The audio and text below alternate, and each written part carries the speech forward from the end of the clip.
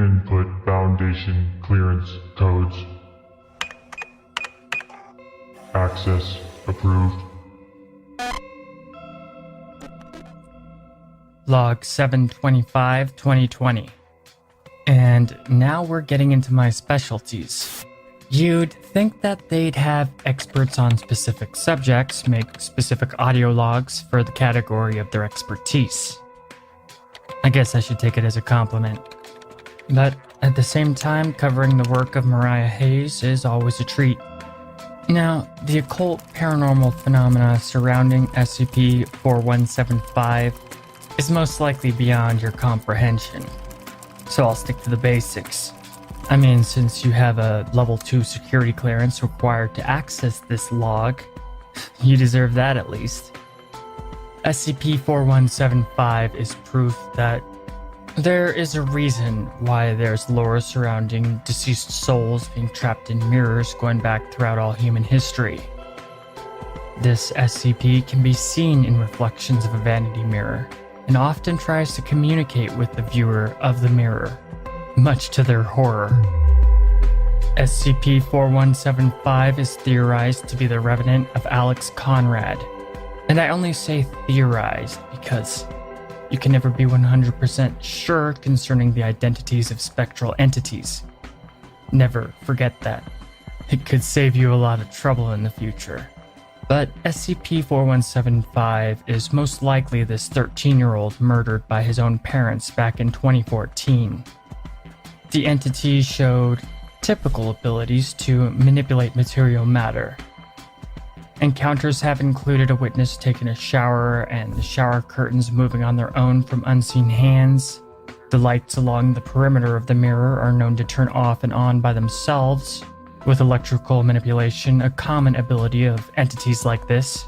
But more disturbing is the manifestations of simple words on the floor where the mirror resides. These words, only basic words and spelled out in blood.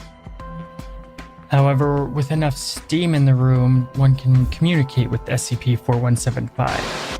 Before its containment, people who would write on the mirror from the steam would sometimes inspire a response in the entity to write back in the same manner. Shortly after the containment of this SCP, the Foundation contacted MTF Psi-8 and got one of their best, Hayes, who sadly has suffered from some, let's just say there may be some issues within how our organization functions that most people are blind to because it doesn't concern them. Anyways, Hayes conducted an interview with SCP-475, which resulted in an undeserved suspension from the lowbrow administration that passes for leadership, though the interview itself was conducted flawlessly with a peak possible success. Some senior administration, especially Mobile Task Force commanders, are so profane in their views and lack the subtlety, psychology, and malleability required to properly conduct research with occult paranormal entities. And though you have access to this log, you may not have access to the interview log, so I'll enlighten you on the encounter. Though I'd suggest if you do have clearance to go check it out for yourself. But during the first interview, Hayes initiates the evocation by performing the sacred magic. Rituals from the rites of Cam.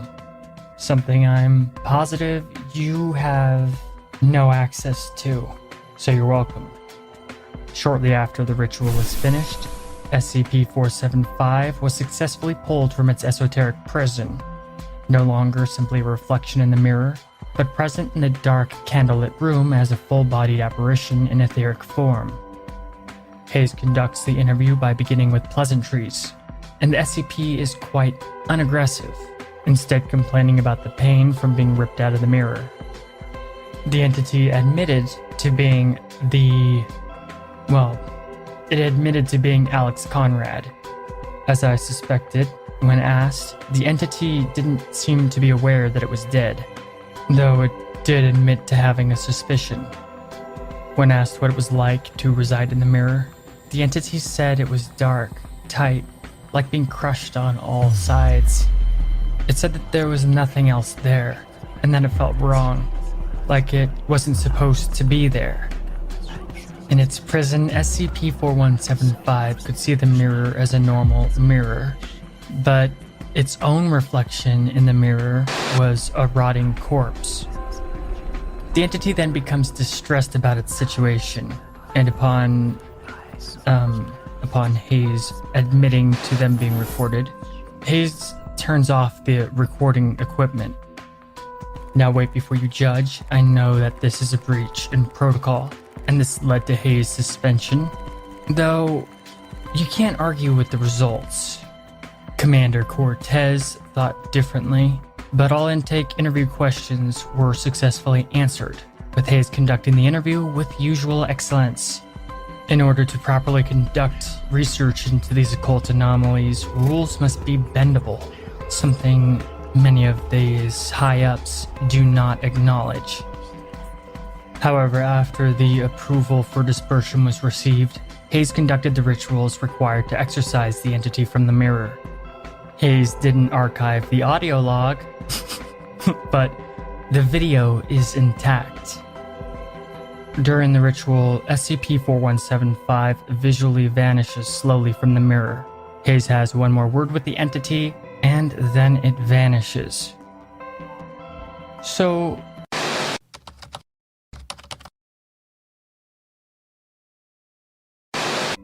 if you access this log because you're encountering such an anomaly, I'm sure this information will be pivotal.